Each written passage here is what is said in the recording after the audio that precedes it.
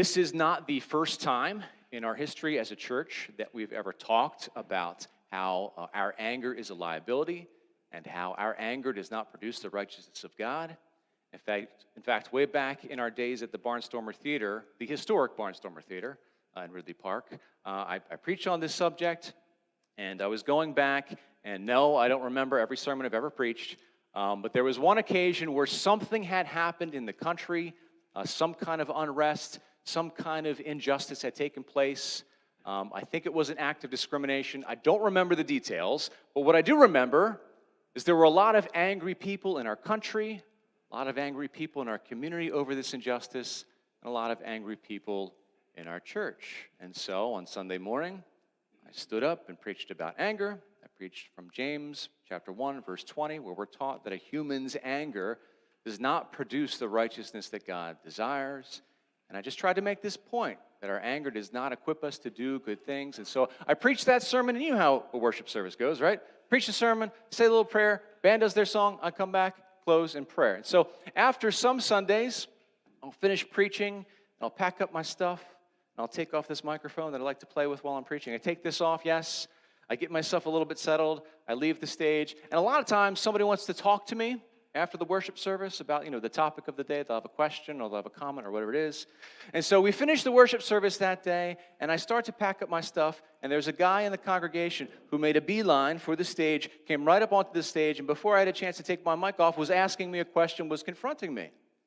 So what he said to me, and this is how he started the conversation, what he said to me is, "What about Martin Luther King Jr.?"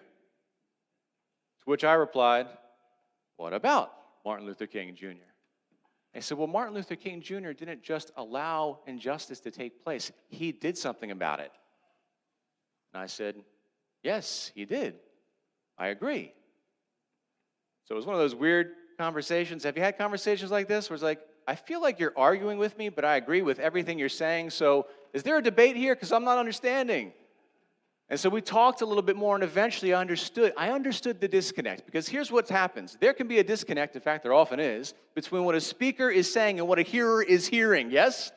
And so I was standing up on a stage, and for about 20 to 25 minutes I was saying, listen, we can't allow ourselves to be overcome with anger. And what this gentleman heard me saying was, you should not care.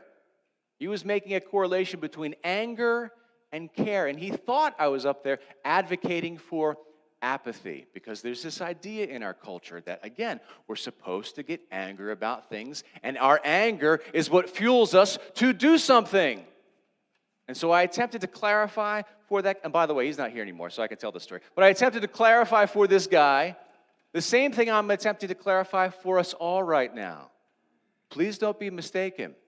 When I say that we should not be overcome with offense, should not be overcome with anger, I am not advocating for apathy. Not at all. We are supposed to care. But again, there's this correlation, and maybe you've seen this mentality in yourself, maybe you've seen it in others. People think that somehow anger equals caring. Hang on. Not so much. Be careful. We're not advocating for apathy here. All we're saying is that whatever we can do with anger, we can do a lot better without it. In fact, that's a quote from Dallas Willard. Let me say that again for the sake of our note takers. Let me get this quote right. There is nothing that can be done with anger that cannot be done better without it. Did you catch that? There is nothing that can be done with anger that cannot be done better without it. And this idea that we need anger in order to fight injustice, it's not just flawed, it's wrong. Now this mentality, stay with me on this one. This mentality that we need our anger in order to do something about injustice, it has led to this very bizarre phenomenon that you've probably experienced. In our culture, some people, I don't know how many, I don't know the percentage, in our culture, some people have equated expressing outrage with doing something. You know the type of thing I'm talking about? Some people have equated this idea of expressing their outrage. That equals me doing something about injustice. That simply expressing outrage in and of itself is a way to fight injustice. And we can thank the internet, and we can thank social media for this unproductive phenomenon. Do you know what I'm talking about? You know the type of thing I'm talking about? Somebody gets angry over something that's happening in their community or in the country or in the world, some injustice, some wrong, and they roll up their sleeves and they get on social media and say, I cannot believe that this is happening right now. In this day and age, this kind of injustice, this kind of indecency, I won't stand for it. Post. Done. You know, that type of thing. I'm stepping on some toes here today. What's going on, you know? This is the type of thing that can happen. We somehow equate expressing outrage with doing something to fight injustice. I can't believe this has happened, and I just want the world to know that I won't stand for it, and something needs to change, and this is wrong. Post. I did it. I did it. Yes? What did you do? What did you do? Now, don't get me wrong. Friends, I believe in the power of words. I'm up here using words right now. I believe in the power of words. I believe in the power of communication, and I also believe in personal expression. But all I'm saying is that expressing outrage over injustice is not the same as fighting against injustice. This is important for us to know, especially for those of us who are Christians, because we have been called to fight against injustice. Take a look at the passage that's in your bulletin, just a couple of verses from Isaiah, the Old Testament, the prophet Isaiah. And so God gave Isaiah this message to preach to the people of God, the Jews, the Hebrews, the Israelites, whatever you want to call them, same group of people. And he says, let me read this whole thing and then we'll go back over it. It says, wash and make yourselves clean, take your evil deeds out of my sight, stop doing wrong, learn to do right. Seek justice, defend the oppressed, take up the cause of the fatherless, and plead the case of the widow. What I want to point out here is something we've addressed earlier in this series.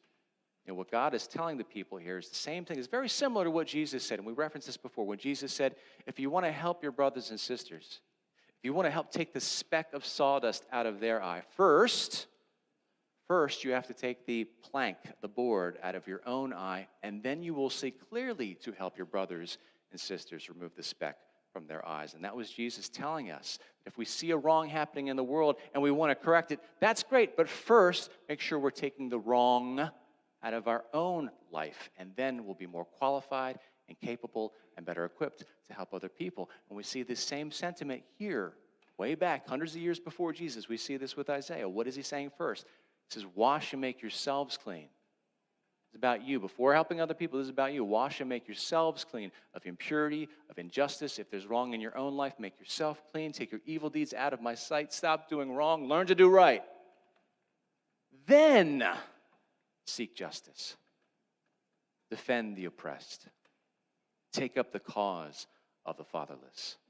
Plead the case of the widow. It is clear that the people of God have been commanded to stand up and do something about injustice. So those of you who are Christians, hear me. You are supposed to do something, but you don't need your anger to do it. As Dallas Willard say, there's nothing that can be done with anger that cannot be done better without it. Let me give you a little example of a little injustice, a little wrong that happened in my life. This is not a nationwide thing or a community thing. This is just a little wrong that happened in my life. Did you ever have that experience? Somebody wrongs you, you get a little injustice in your life? All right, let me give you this example. Something that happened. A lot of you know that last year was an action-packed year for the Schaefer family. A lot going on. I became the executor of my mom's estate. We needed to clean out her house. We needed to sell her house. And we needed to meet with lawyers. We needed to go to the court, all kinds of paperwork, meet with a realtor. It was a lot. It's a lot of stuff that you have to do on top of all the emotional stuff. And so we're trying our best to fight our way through this process. It's the first time we've been through it, trying to figure this all out. We put the house up for sale. We sell the house. And so we get to the point where it's time for closing, and that's like a big finish line. And so we get to closing, and it turns out that there was a tax bill that was double paid, okay? Right? Tax bill double paid. I paid it, and so did the future buyer. We both paid the same bill, okay? And so I needed a refund back, and it was explained to me, okay, it's just a tax bill to the school district, not a big deal. This kind of thing happens. It's just, listen, it's just the kind of thing that happens, yes? Everybody's trying to do the right thing, just a little mistake that happened. And so I'm owed a refund. Felt like a substantial amount of money, according to my bank account, felt like a lot of money. He's like, okay, this will happen. So I was told that this process will be automatically triggered, yes? The school district's going to get that extra money. They're going to say that's too much money, and they're going to send me a check back. I thought, well, that's great. But just to be clear and just to be proactive, I'm going to help initiate this process. Yes? Because now I'm owed some money. Yes? Yes? And I'd like it back, please, right? And so I went on the district website and I found who to contact, and I sent a friendly and succinct email. Here's the situation, and how do I go about pursuing a refund? And guess what? I got a very friendly and professional email back. Okay, this is not the first time this has happened. If you could send us a copy of your canceled check, we'll get that started for you. Great. Great. Wonderful. Got that copy of the canceled check, sent that in, said, let me know if you need anything else. He writes back and says, that's fantastic. We'll let you know when your refund is being processed. Awesome. Yes? We're going to right this wrong. Yes? So a day goes by, a week goes by, 2 weeks go by. I'm like, you know what? I should probably follow up with this because I heard from this guy. And so I sent an email. Hey, I'm just looking for an update on my refund. Do you need any more information? Is it in process? Sent that email, and a day goes by, 2 days go by, a week goes by, and no reply back. I'm like, oh, wait a minute. This guy was my buddy. We were writing back and forth. Now all of a sudden I want my money back, and you're like, what's going on? And so I email a second time. Hey, just checking in again. I'm going to see. Do you need anything more from me? I'm being polite. You know I'm being polite, yes? You got to be polite, yes, and professional. Do you need any more information from me? Just looking for an update. Thank you very much. Send. Day goes by. 2 days go by. A week goes by. Maybe I'll try one more time. One more time, right? One more time. And so I email a third time. Hey, it's me again. Your buddy. What's going on? Just looking for an update, status of my refund. Do you need any more information from me? Any information you could provide would be greatly appreciated. You ever use that line? Any information you could provide would be greatly appreciated. Day goes by. 2 days go by. Nothing. So now, my friends, we are at a crossroad. Yes? Am I going to give in to my anger? Yes? Everything was polite, quick responses before. Now I'm waiting for my check, and you're ghosting me. What's going on? I can get all angry. This isn't fair. This is my money. It should be sitting somewhere and earning interest for me and not interest for you. This is lousy. This is just like the government. What's going on here? This is an outrage. Or I can choose to be unoffendable. And guess what, friends? Prepared to be impressed. Yes? I chose to be unoffendable. Thank you. Thank you. Hold your applause. Yes. In this situation, I chose to be unoffendable. Now, let's be real. This isn't a big wrong. This isn't a giant injustice. This is just one of those small inconveniences of life that we've all had to deal with. But in this situation, since I'm preparing a sermon series on this, I chose to be unoffendable. Now, here's the point I want to make. My choosing to be unoffendable doesn't mean I just shrugged my shoulders and said, well, I guess I'm not getting that money back. Like, that's not how that worked. My choosing to be unoffendable just means that I'm going to handle this issue without anger, without offense, because I get it. I get what people are like. I get that sometimes it takes a while to respond to emails, and like a lot of you know, I'm terrible at getting back to people on email. Sometimes it takes time. Life can be overwhelming. Maybe this person that I've been interacting with is on sick leave. Who knows? Who knows what's going on? So I'm going to choose to be as tempting as it is to give into that anger, I'm going to choose to be unoffendable. And so I hop back on the website, find somebody else to contact that somebody else politely, professionally. Guess what? I got my money back. How about that? Yeah? How about that? I got my money back. A wrong, I know. A wrong has been made right. Yes? Yes? Yes, and so situations like this, maybe you're dealing with a government official, maybe you're dealing with a court system, maybe you're dealing with customer service. Have you had that situation? Yes? You order something online, and it shows up at your house. I'm like, this is what I ordered, yes? And you get outraged over it. You go, hey, this happens sometimes. And be polite when I talk to customer service. Anybody ever work in customer service? Do you know what that's like? Goodness gracious, yes, yes. If someone is polite and kind and understanding, you're going to be a lot more willing to help that person out, yes? It's just how it works. So whether this is like a small personal wrong that needs to be righted, or whether it's something much, much bigger, let's keep in mind that whatever we could do with anger, we can do a lot better, a lot more effectively without it. I've told you my little example about this tax refund thing, but you think about the big injustices, the big wrongs that impact not just one person, but impact entire communities, or in fact, an entire nation. Martin Luther King Jr. is an excellent example. It's like the example of fighting against injustice without anger. And if you listen to his speeches, which all of us have heard some of his speeches, or at least parts of his speeches, yes? When you listen to his speeches, you hear passion. You hear concern. You hear caring. And if you read his letters, you will read words of correction. But he chose not to give into anger. Even when his home was burned down, he chose not to give into anger. Here's a quote from Martin Luther King. He said, "You must be willing to suffer the anger of the opponent and yet not return anger." Yes? Because what he understood is what Dallas Willard has to say. There's nothing we can do with anger that cannot be done better without it. So, let me take you back to week 1 of this series and ask you the question. Have you given yourself permission to get angry? Have you given yourself permission to get angry over injustice? Because listen, it's natural. It's going to happen. It's going to happen. But we have to not give ourselves permission to stay there, yes? I mean, part of what Paul is telling us is that, yeah, you will experience this anger, but don't let the sun go down on that anger. Get rid of it. So have you given yourself permission to get angry over injustice? Maybe a personal injustice, a personal wrong. Or maybe it has nothing to do with you. It's just something you see in your community, in your nation, in your world. Have you allowed yourself to get angry over injustice? I mean, I think of things like, and here we are with this food collection bin, yes?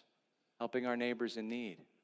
And if you sat with this truth for a while and you just thought about the fact that there are people in this, well, this is not a third world nation. There are people in our own community that are hungry, that aren't able to make ends meet, they can't put food on their tables. If you sat with that fact for long enough, that might make you angry. So what are you going to do with that anger? You going to let that sit in your heart? You go out and online and say, I can't believe there are people hungry in this whole area. Let me post this online. Well, no. Just buy a thing of mac and cheese. You know what I mean? That's productive. There's this saying, and I don't know if I'm going to get this right. I picked this up many years ago, but it's better to shine a little light than shout into the darkness. Yes? Is that corny? I don't know. Maybe it's a little corny, but it's true. It's better to shine a little light than shout into the darkness.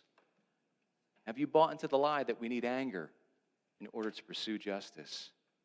Have you bought into the lie of social media culture that posting outrage is a way of fighting injustice? I mean, those are lies. Anger, know this, it's not the same as caring. Anger is not the same thing as passion. And anger is not the same thing as compassion. We don't need anger in order to fight injustice. And expressing outrage is not a means to fight injustice. And so for those of us who are Christians, we have to embrace the truth, the reality that we have been called to fight injustice. We have been called to help people who have been wronged. But whatever good we could potentially accomplish with our anger, we can accomplish a lot more effectively without it.